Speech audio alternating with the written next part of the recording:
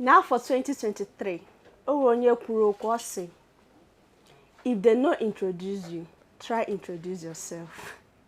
Okwu ahụ mụrụ m amụ maka na o nwere ihe onye nkụzi anyị na mahadum gwara sị, if you don't tell them you are here, nobody will know you are there. N'ụbọchị taa no be voice of the East. Onye kwuru okwu ahụ bụ onye anyị na ya nọ. Ọ bụrụ onye ọzọ na-abụrụ MC Monica. MC Monica, daalụ sọ na ị bịara n'obi anyị n'ụbọchị taa. Daalụ na voice of the East. Ama m na onwere ihe mkpabi okwu mere gị dịka ị na-abata. Mba. Okwu anyị kwuru n'ụbọchị ahụ, ọ tọrọ m ezigbo amụ maka na o nwere ndị bụ hapụta ha na n'ọgbọ. Ma akpọọ ha fama ngosi onwe ha ka ihe ma iji kwuo dịka okwu ahụ. Ịma na ụbọchị kịta dị ọ bụrụ na ịkọwa ha onwe gị agafe so oge datị mbịa mee nsị na ha bụkwanụ ohere m nwere iji kọwa onwe m ka onye amara onye mbụ so oge dịtị mbịa mee mnwa mee ka Lazarus igoro n'ozi Jizọs dịkwa m na anọ m here. Boss, I dey here. Ọ dị mma. Akpọla m gị MC Monica, ọtụtụ mmadụ amakwara gị ịbụ MC Monica mana onye bụkwa na MC Monica? Achọrọ m ka ị gwa anyị onye MC Monica bụ. Okay, afọ m bụ Edeh Sylvester Chisom. Abụ m onye Ikem dị n'isi ụzọ local gọọmenti n'Enugu steeti mana amụrụ m na Nnewi, ọkpụ na-ebu ụmụ di m Nnewi na Anambra steeti so na Anambra ka m nọ gụọ praịmarị na sekọndịrị skuul before njebezie mahadum na Bayelsa. Isi na ịbụ Edeh Sylvester Chisom. Chisom. Ka ezigbo ebe Monica si maka na be m nụkwara MC Monica m sị ka nwaanyị. Monica ego ka. Oh, maka na ego ka ji. Ego ka. Like money is important, so I have to just change it, the Igbo side to English. Ego ka. Monica. Yes. Ọ dịkwa mma maka na dị afa dị unique. Ọ dị ezigbote unique. Ịma ajọ mmadụ ka ebe isi pụta onye si na m na-agụ egwu ịjọ ya ka o si bido ya sị na mgbe ọ nọ n'afọ nne ya nọ na-agụ egwu ọbaiga ya na-arụ ma ọkwa na ọ nọ na nrọ Chineke mee ya si ya na ị ga-agụ egwu biko isokwa na ndị dị otu ahụ ka oke gị ọ pụrụ iche. Ọkwa afọ ụwa tiri m na comedy so oge I'm last born nwa nwa ikpeazụ I had 8 so onye mụgidere nwa from nke izi mụrụ 8 ama m ihe ọ na-achọ na ọ na-ahọrọ onye na-eme comedy. So mba nwoke karịkwa nwoke na-anọ nwoke na-atọ ha na-amụ ama m ihe ndị okomanụ ụmụ kasịrị ha so oge m bịara na-eto nchọpụta na ihe banye na study na ọ ya ekwukwa mme mgbe oge a nọ sekọndịrị skuul na nchọpụta na na-ekwukwa ndị mmadụ a na-ama mma ndị nkụzi akpọ m na staff room a na-ajụgasị m na-adrọp ọ na-abanye si n'ọlụkwa ka m na-etikwa isi na kọmedi na Mbas University ọkwa ka ntị wee bido kọmedi and ama m apart from kọmedi ama nke esi akpọkọta ndị mmadụ hazie ihe so na-emekwa kọmedi na-produce kwa event ka nsi bido. I bidoro ya n'ụlọ akwụkwọ? Yes, Okongwu Memorial Grammar School, Nnewi, 2006 to 2011. Ka adabara maka ụfọdụ ndị mmadụ na-eche na m bụ onye Bayelsa. Ka ngwakwa gị eziokwu esokwa m na ndị echekwa abụ m ezigbo nwa afọ Igbo. Nwa afọ Igbo, ọ dị mma. Ama m na gị na ndị oke ndị a na-eme ihe kọmedi akpakọrọ ndị dịka Bovi, Sabinus na ndị ọzọ. Ka platforms niile imegasịrị n'ime ha ndị a niile nke ka adịghị mma? Ọmụhụ nke mmasị ka every platform dị ezigbo mkpa.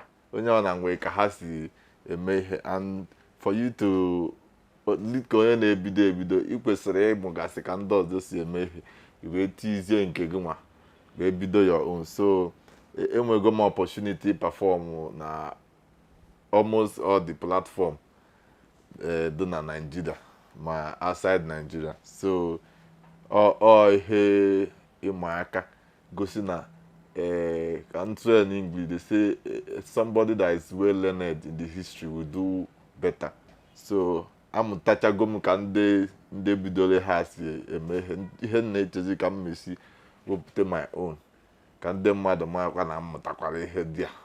Yeah. Na ọ dị mma ka mmadụ na-egosikwa n'ihe ọ mụtara. Yeah. Dịka ịbụ onye si n'obodo South East mana o nweta ose dị itotu na South East itotukwe na South. Yeah. Ilegasị dịka isikwa na ijegoje mmụọ na-elekwa n'anya otu ndị ọzọ si eme ihe. Ka ihe nwere ike ikwu gbasara comedy na South East anya? Comedy na South East comedy South East na South do very very different because ndị be anyị na-eme ha ka competition. Onye bido kama ọ ha kwesịrị mmekọrịta na-adụ mma. Ọ mmekọrịta ka eji amụ nwa. Ahapụta na-eme onye nke a na-eme ọ na ya emekọrịta no production. So onye na-eme comedy fụ onye ọzọ na-eme comedy ọ dị ka onye awa onye ire instead of ha na-abịa ịnọrịkọta kpakarịa nkata bekọta uche ọnụ ma ka ha esi mee ha ka ụmụ echi ọhịa ndị South nwere ndị side enweghị. So oge ama agwa onwe m evidio na-akwụkwa o nwere ndị mụ na ha bido comedy like MC Jai na Nnewi, all my very good friend. Mụ na ya mụ like the same day I go the same secondary school. Onene waye ka pass ha happy stay up.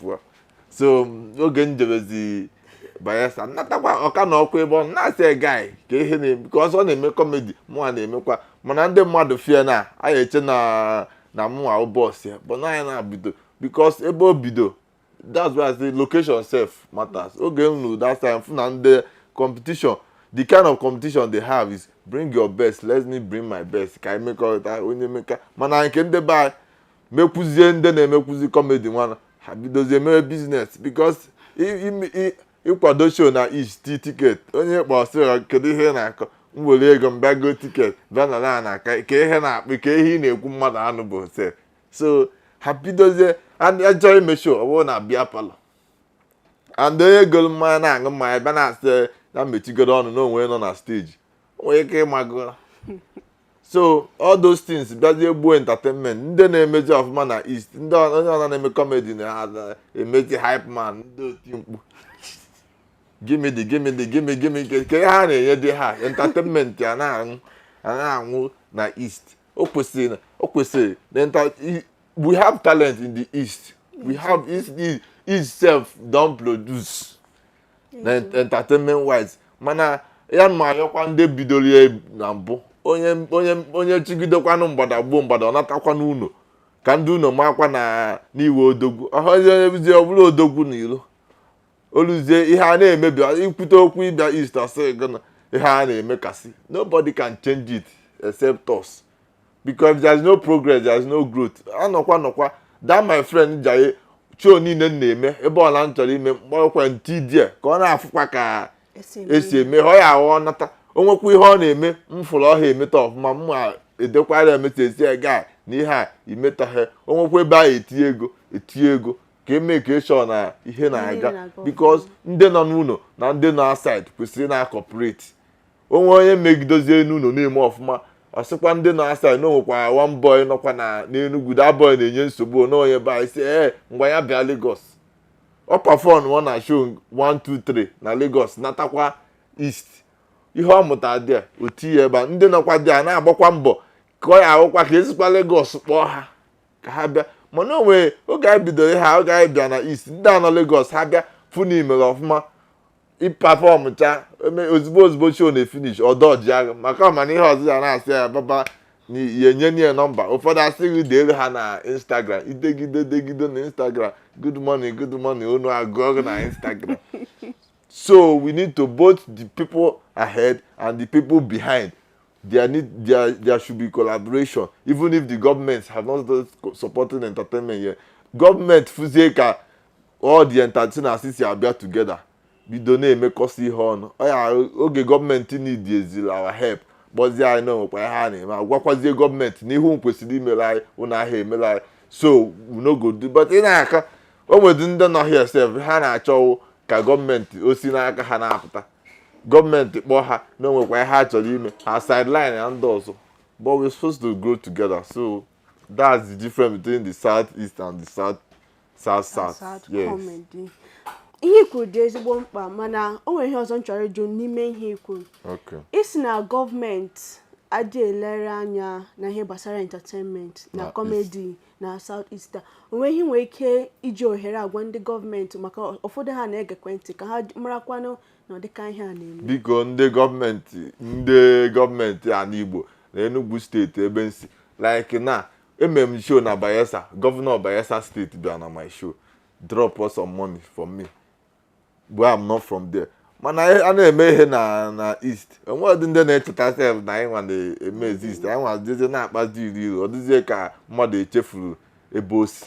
So our government even if na no one help me help other entertainers nọ na East because a na-amụzi anyị amụ na side na ihe stasi ha ma ọ banye na steady ele nke original ele nke fake but we have talent juru na Igbo ọsọ ọ ga-achọ ime onwe oge anyị atụ akwụkwọ akpọkọrọ ndị entertainers niile a na-agbagharị egwu na-agụ egwu na-agagharị ebe niile abakwa n'ọfịs all those like recently mụ na Commissioner of Tourism Enugu bịa na-ekwu nsị na nneiri ka because mụ kwesịrị iti my own quarter to the development of entertainment in Enugu State because I'm onye Enugu.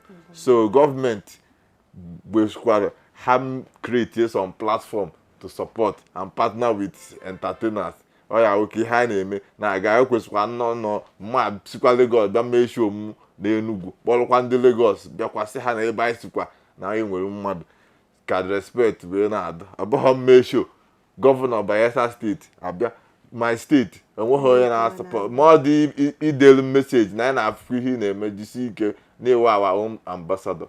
So government should do better man ha na try but to whom much is given much is expected.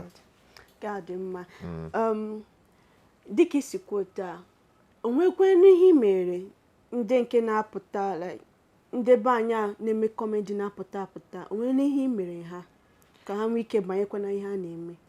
Na agwa sing maka that my friend man like some of my friends not with me na studio na na-eme comedy mbatakwa Enugu mkpọ ha si hafa guy anyị nọkwa franchise mụ na ya na-afụ na Lagos nwekwa opportunity dapụta mkpọ ya se na na-ekwe ka esi eme ihe na-ekwe ka esi eme onwekwa any questions and answer ma contribute ọwụ na nke mma mbịa because na nnọkọ ka eji amụta ihe.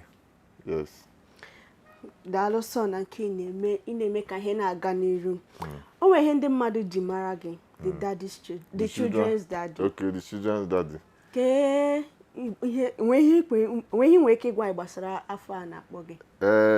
Ihe eji akpọkwa m children's daddy ya na m enyere ụmụazị aka enwere m foundation dị na a na-enyere ụmụazị akwụkwọ ma scholarship ma sandals since almost 6 years now.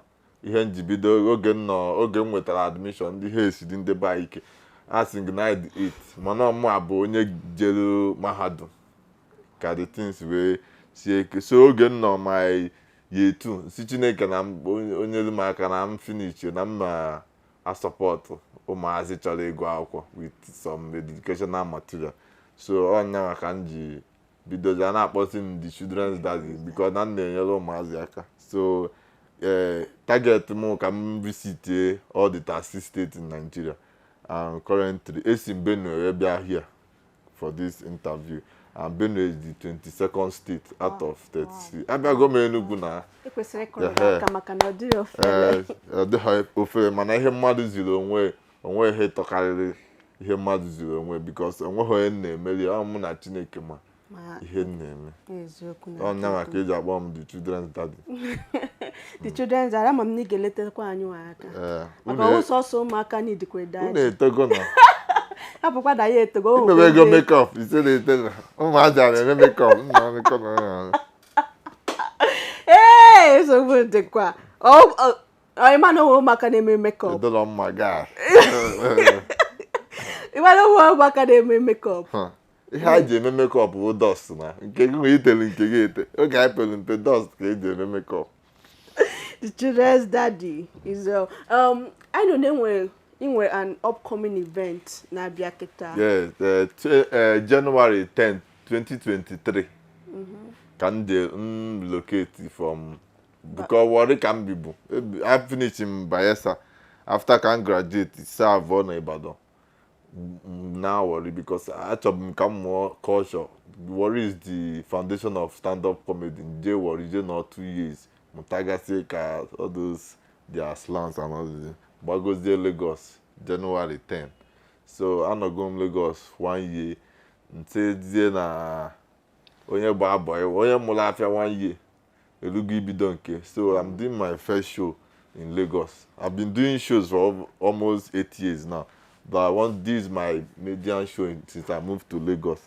So it's like that show is titled MC Monica Life in Lagos with the hashtag from Bayelsa to Lagos. This is like me thanking Bayelsa for giving me the platform to showcase my talent because none of Bayelsa can be do. So the man has from Bayelsa. I need one year. So it's my journey. I want to tell a story of how I started from school. I win best comedian in school, conquered the state, had the governor to attend. Then I moved on to Lagos for a bigger challenge. Then I moved from Lagos. I performed the basketball show, AY Live, Osh Baby, and all those, all the big comedians in Nigeria. So it's time for me to introduce my own brand in Lagos so that brand ma kwụrụ ya nchọkwa onwe ndị na-emegasị ọfụma na East nchọka because nwe m ike kpọrọ mmadụ na-asị AY na onye a ije Enugu na this boy na-akụpịasị na-ekwesịrị mana ọmụnwa bidozie my own onye ọ na ndiri dia enene so ọnya maka ndị chọọ ka m bido my own ya awụ onwe ka ndị by na-eme ọfụma ji chọgasịa na-agụ egwu ma ndị na-eme comedy ahụ enyere aka Afudie the platform I didn't hack. So the show is happening on April 28th. Terra Culture, Victoria Island. Okay. Onye na-agụ dịka isikwu na ma ndị na-agụ egwu ma ndị na-eme comedy. Ka ha ga-esi bịa bata n'ime ihe a ka ha soro gị n'ụbọchị na-eme ihe. Okay. Ticket dịkwanụ regular 10,000. VIP 50. Ihe m na-ekwu onye chọrọ participate. Okay, nke a na-eme na abụ no strictly for me. It's like a special with few people here open before mụnwa. It's like me introducing myself to the Lagos market. So the opportunity adịbọghị maka ndị chọrọ ịbata na maybe after this one I'll organize show where people can ndị ọ na-achọrọ perform nwee ike they'll have number higher contact. But this one is all about me. I'm going to do comedy for like 1 hour. Oh. It's a comedy special, yeah. Ọ bụkwa ihe dị ezigbo mkpa. Na-ekpekwa ga-ekpere ka onwe ike gaa n'iru. Amen. Ka ihe onwe show gị mere Start Your Teeth. Ọ ka show nke bidoro. Show m bidoro oge m bidoro my own personal brand. Oge m bidoro comedy Start Your Teeth. After the show, so I've done such as 1, 2, 3, 4, 5 editions now. Before so I started building bricks by bricks. When they channel now this boy, Ketas can no get to Lagos. The man asked, this boy just come from nowhere. I didn't come from nowhere. I have been here. Like your director has been my friend. They'll go meet to the name now say. No, why the guy say henchori me na mmecha nka na mmeje Lagos na so go obviously ifuzie na na-emekwa those things that's growth. So yeah. I don't just want to hit the platform. I want to take my time so that when I reach there they tell me say I suffer, I bring my receipt for you. Evidence. Yes. Ka amakwa na ọ na-eme. Ke advice nwere ike inye ndị na-eme comedy kịta na dịka isikwu n'ijego ifugo ịmarakwa n'ihe dịkwa na henda ka advice nwere ike inye onye ọbụla na-achọ ịbanye comedy kịta. Advice ntọrọ inye ndị na-eme comedy kịta sef na-emezie na ha furu ndị na-egosi na TV onye fụ ha kwa na onye mewegolo ọfụma obido na-ede onwego ambọ idegidom baba I want to be like you, I want to perform.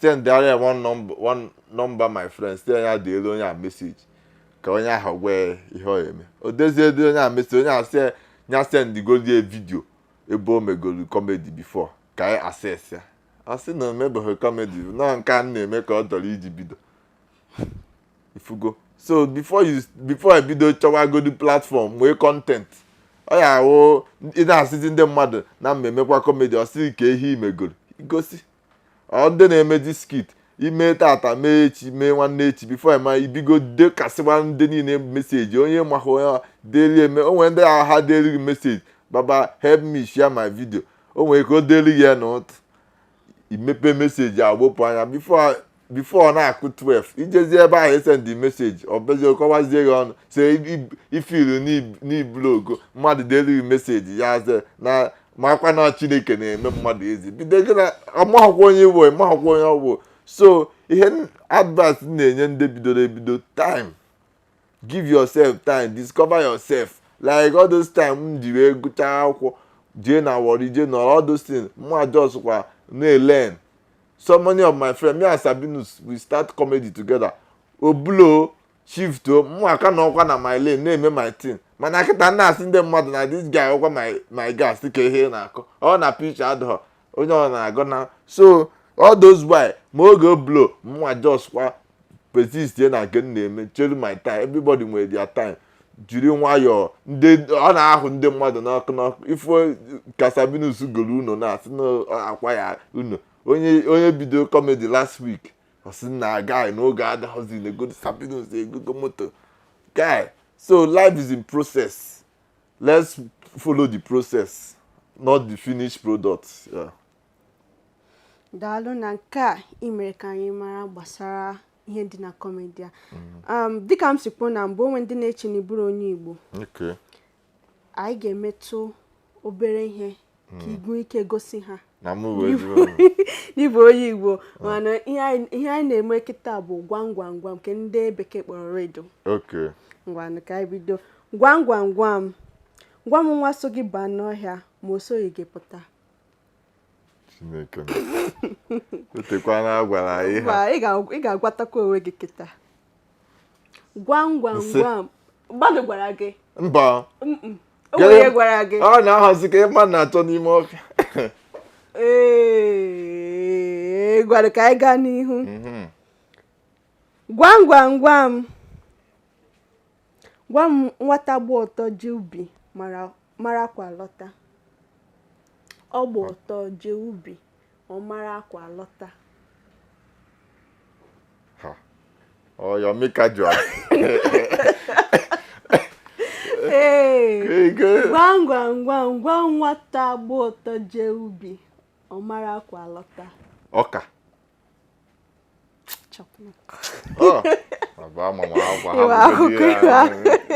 ngwa ka nke a mịmara nke a gị ma na nsogbu dịkwa